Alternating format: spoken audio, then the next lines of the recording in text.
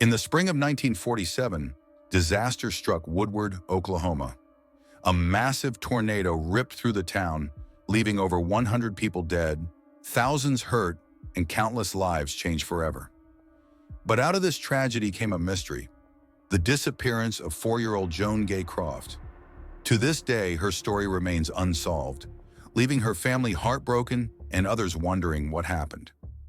Joan was born on October 28, 1942. She was shy but sweet, with a fair complexion, a slight lisp, and a giggle that could brighten anyone's day. Her family described her as a mama's girl who stuck close to her mother, Cleta. But her quiet life changed forever on April 9, 1947. That evening, as darkness fell, a massive tornado 2 miles wide roared into Woodward. Winds up to 200 miles per hour destroyed homes, businesses, and lives. The Croft family's house was among the many that were completely destroyed. Joan's mother, Cleta, was killed when a wall collapsed on her. Joan, her sister Jerry, and their father Olin were trapped under the rubble. Neighbors pulled Joan and Jerry out and took them to the crowded Woodward Hospital. Joan, dressed in pink and blue pajamas, had a piece of wood stuck in her left leg, leaving a scar, but she was stable and placed in the hospital basement with other patients. In the middle of the chaos that night, something strange happened. 2 men wearing khaki clothing came into the basement. They claimed to be rescue workers and asked for the Croft children.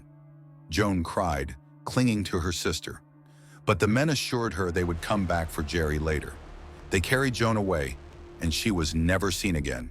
The next morning, when Joan's great-aunt Ruth came to the hospital, Joan was gone. The men claimed they were taking her to another hospital to meet her family, but after calling every nearby hospital, there was no sign of Joan. Her father, Olin, recovering in another city, never approved any transfer. The family was devastated. Joan's family searched everywhere, putting out ads, contacting the police, and asking for help on the radio. Weeks went by, but no trace of Joan was found. There were false leads, including one girl who looked like Joan, but it wasn't her. Another tip in California also turned out to be wrong. The family refused to give up. Over the years, theories have been suggested about what happened to Joan. Some believe she was taken by child traffickers who used the disaster to kidnap children. Others think she was taken in by a couple who thought she was an orphan. There's also the grim idea that something more sinister happened to her that night, hidden by the chaos. One chilling theory links Joan's case to Georgia Tann, a woman involved in stealing children and selling them to rich families. Could Joan have been one of her victims, her identity erased? Joan's father, Olin, never stopped looking for her. Until his death in 1986, he followed every lead, hoping to find his daughter. In recent years, DNA tests have been used to search for her, but so far there are no answers. Her family still believes she could be alive, but with time passing, hope is fading. Was Joan taken by someone trying to help? Or did something far worse happen that night?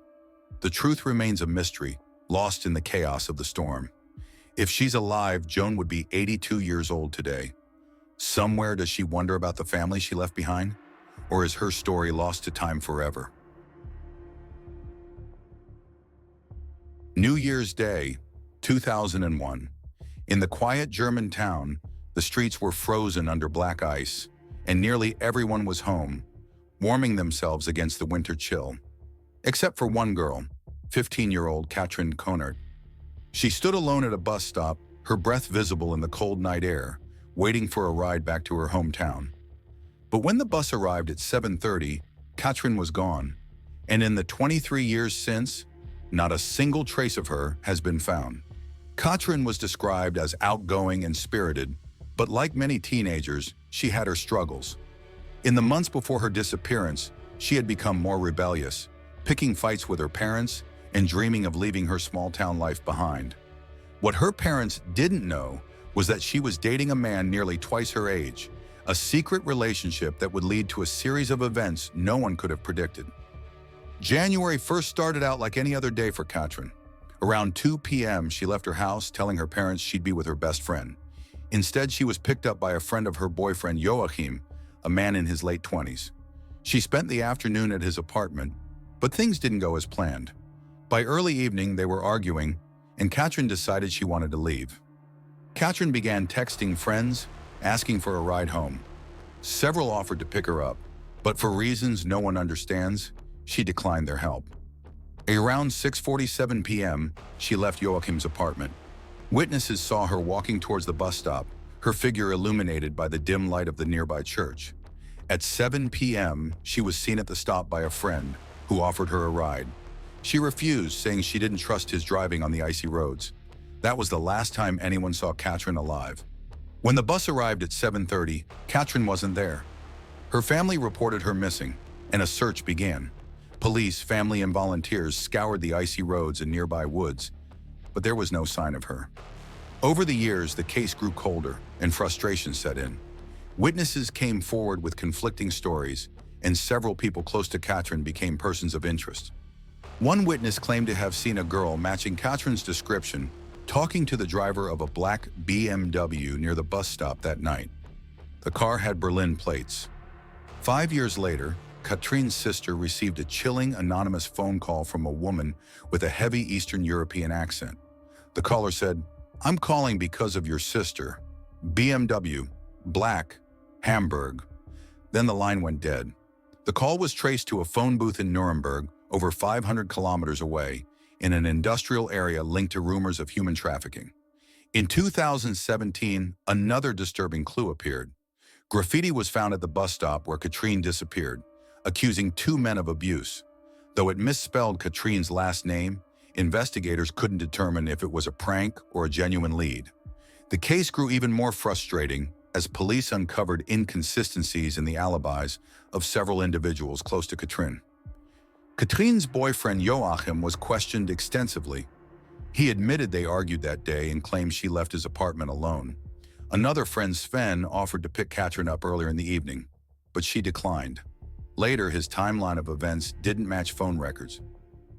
Then there was Martin, the last person to see her. He said she refused his ride but arrived at his girlfriend's home much later than expected, raising questions about where he had been.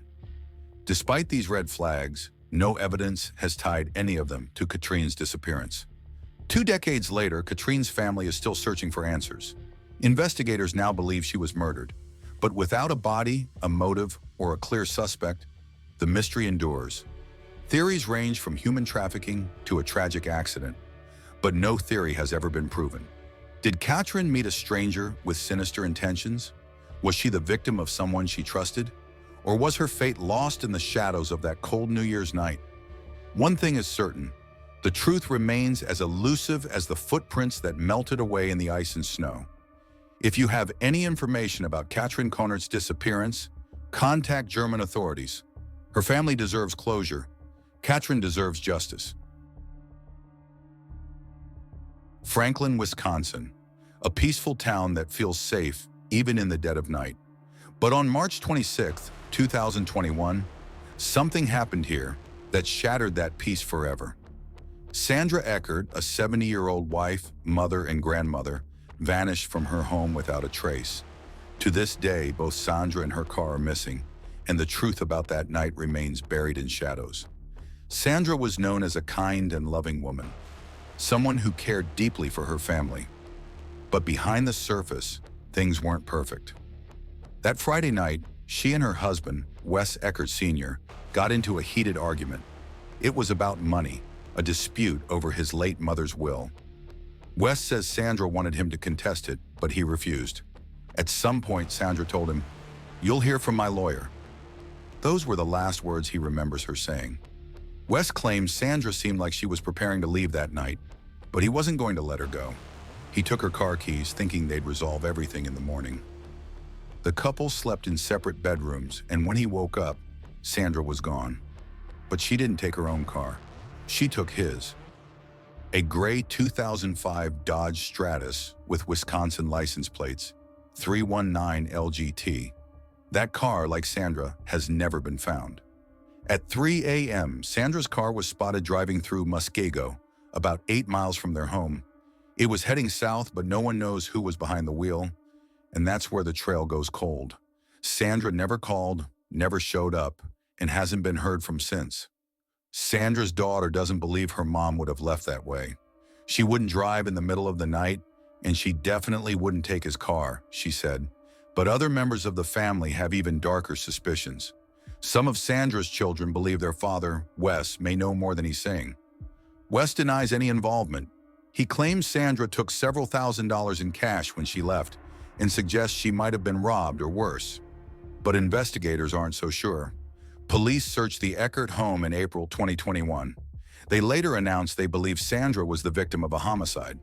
Wes remains under scrutiny, but no charges have been filed.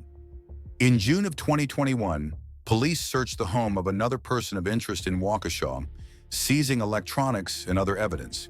That man, like Wes, was released without charges. Investigators have confirmed there are two persons of interest in the case, both known to Sandra, but they haven't revealed their identities, citing the ongoing investigation. Adventures with a Purpose, a group known for solving cold cases, joined the search for Sandra and her car. They focused on areas near where her car was last seen, but came up empty. Despite these efforts, there's been no sign of Sandra or the gray Dodge Stratus. 2 years later, Sandra Eckert's disappearance continues to haunt her family and community. A $50,000 reward is being offered for information, but the case remains unsolved. Did Sandra leave willingly, only to meet with foul play? Or was her disappearance part of something far more sinister? Those closest to her are still searching for answers. Her family deserves closure. Sandra deserves justice.